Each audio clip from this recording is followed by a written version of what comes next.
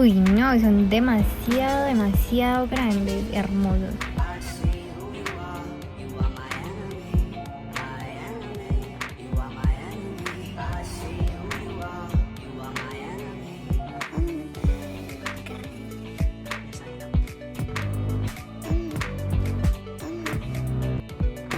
Mueven esa cabecita como toda terrorífica, pero guau.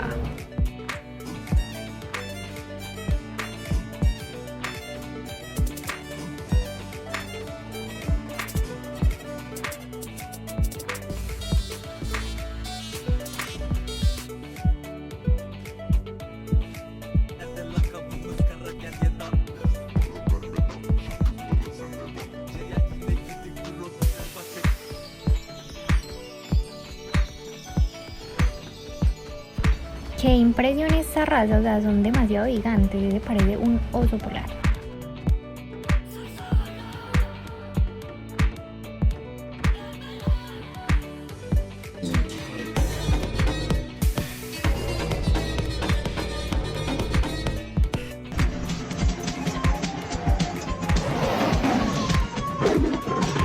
Uf, uy, impresionantes, o sea, es increíble que existan perros tan grandes y tan, pero tan peludos.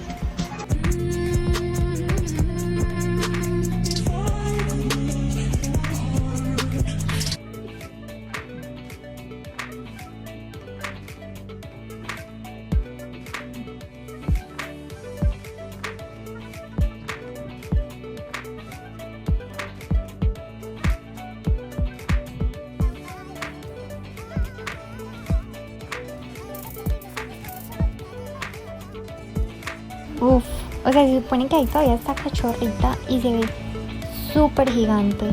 No, o sea, crecen demasiado.